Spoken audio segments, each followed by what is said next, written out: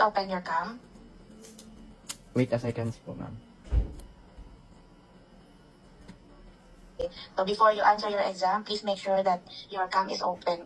And, You can now take that exam. ma'am, Yes. sira po ata kasi kaya hindi po niyo ako nakikita.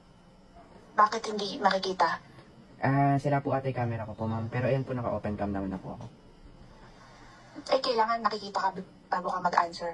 To make sure you're not cheating. Ay, hindi naman po, ma'am. Sira lang po talaga kaya ayaw po gumana.